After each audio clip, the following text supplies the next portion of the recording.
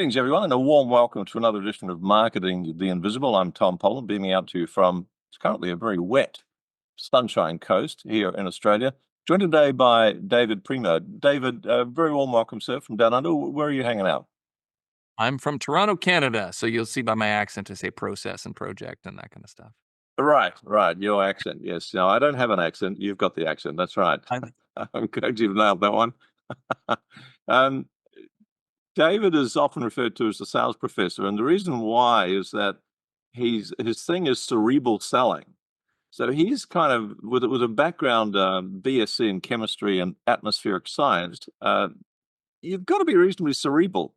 So he's taken that and looked at the way we sell and figured out there's a few things that we've really messed up along the way. So his approach to having this conversation with potential clients that at once is a very smart way to approach it, but at the same time is kind of empathetic because it's looking at their issues, it's looking at what they want to solve, as opposed to just flogging whatever we've got. So he's the author of two best-selling books, "Sell the Way You Buy," which is a direct reference to what I've just been talking about, how we flip it and look at how do we like to buy? Because people like to buy. They don't really like to be sold so much.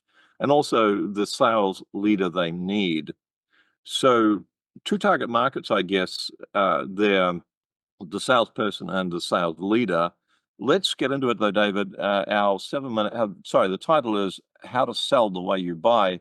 So David, our 7 minutes is going to start now. Question number one, sir, who's your ideal client? Yeah, my ideal client, as you said, are B2B sales teams at high growth technology companies, so both reps and leaders. All right, so news. Oh, so what's the problem you say you'd solve for them? Because these people have probably had a lot of sales training over the years, or some of them will have. They might be a bit long in the tooth.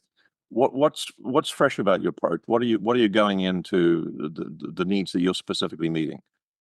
For sure. Well, if all the sales training they got over the years and AI and all these tools was enough to sell things, then they wouldn't need me. But oftentimes, the current status quo is not sufficient because budgets are tighter than they've ever been. There's so many different products in the market, and my clients often find themselves drowning in what I refer to as a sea of sameness. They just kind of, to their clients, they all kind of sound the same, and they're struggling to break out. As a result, it's very difficult for these teams to manifest the conviction that they need to convert modern buyers, especially for the younger, less experienced sales reps. And when they go to the internet and say, show me all of the great sales tips that exist out there, there's like a million things that come back and Yeah, they have no idea what works and what doesn't. So right. that's the problem that they hire me to solve. Do you sub question here? Do you find there's some kind of jaundice or some antipathy towards the traditional sales processes? The train tracks that people are asked to run down. Well, I guess if you're asking from the customer's perspective, then yes, customers hate Yeah, talking to salespeople. yeah, If you're asking from the sales perspective as well, a lot of sellers and organizations have become kind of nose blind to the fact that the things that they're teaching their reps don't work.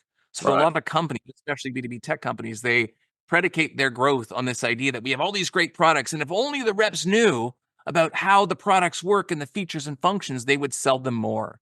And that is absolutely not the case. That's a huge problem that I go into organizations to help fix because product knowledge alone is not what the customer cares about.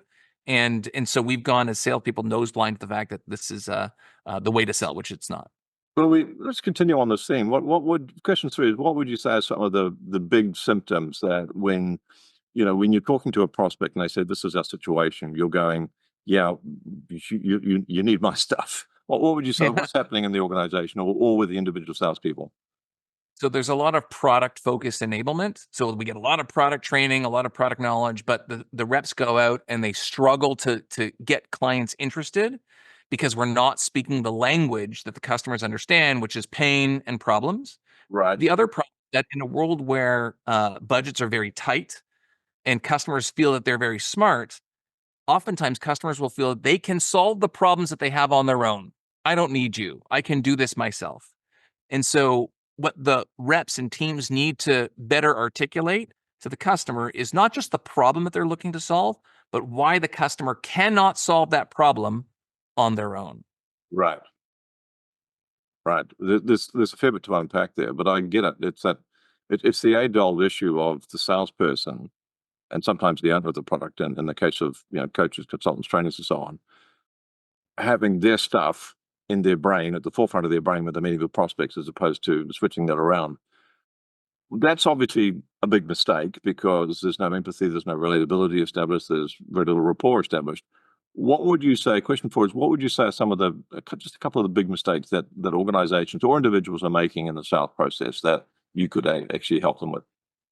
Sure. By virtue of the fact that they're leading with problems, one of the things we talk about sell the way you buy is that they're really not thinking about the pathways and mechanisms by which human beings make purchasing decisions.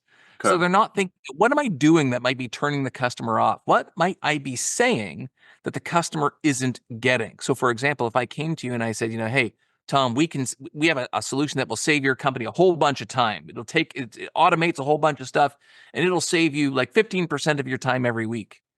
You're like, 15, what the hell is 15%? I don't know but if I said, hey, Tom, this thing will save you 7 hours a week of your time, multiply that over the course of your team, that's hundreds of hours a year. It might be mathematically equivalent to saying 15%, but it's processed completely differently in your mind. Yeah. So the idea is kind of understand what these pathways are by which human beings make emotional connections to the products they buy and the salespeople that sell them to them, and sell along those pathways. Be very mindful of your words, your tone, your approach. It all matters when it comes to selling. Yeah, and you could even say this is the equivalent of freeing up one team member every single week. What could you do with that? But so you're making it, so you're communicating in a way that means something is meaningful to them, right? Yeah. Correct. Okay. But there's so many emotional traps and psychological traps that sales reps and leaders fall into. We don't have time to get into them now. But that example is just a small example of all of the different traps people fall into all over the sales cycle. So the idea is to get really curious. It's a very interesting concept because 15%. You're right. It doesn't. I'm struggling to even know what that looks like. But if you've got 40 man hours a week or people hours a week or whatever it is, 40 they hours a week will do now, and it might mean something. So 90 seconds left, 2 questions to go. A top tip: what can we give people that's going to, in addition to what you've already shared, that's going to may not solve the whole problem for them, but it might step them in the right direction? Yeah, is this the resource we were hoping to lead people? Yeah, let's go with that. Yeah, because Yeah. there's actually 3 questions. So where can people go to get that top tip, but also download something that's going to be very significantly valuable to them? All good. I give away tons of content on my website, but one of the number one places where sales reps miss the mark is in their intro presentation. So if you follow the link that Tom's going to leave for you, I have a intro first call deck presentation template and training that you're more than welcome to steal and use as you like, but it'll really help you, kind of tighten up that initial narrative you give on those first calls. Thanks, David. So, folks, if you're listening to this on audio, it's cerebralselling.com/intro-presentations. And you're going to find a presentation there on how to craft a killer first call sales deck. So this is really, really valuable stuff. I'm going to pause the timer just so we've got a little more time for the last question. So link again, cerebralselling.com. It'll be under the video if you're watching the video, but if you're listening to this on audio, cerebralselling.com/intro-presentations. Mistakes to avoid, the winning narrative, and the templates to use. Very, very valuable. So last question, sir. What's the one question I should have asked you but didn't?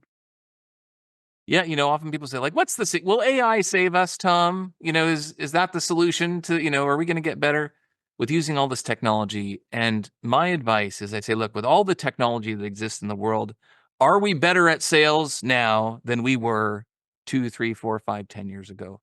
And the 30 years answer ago. is, No.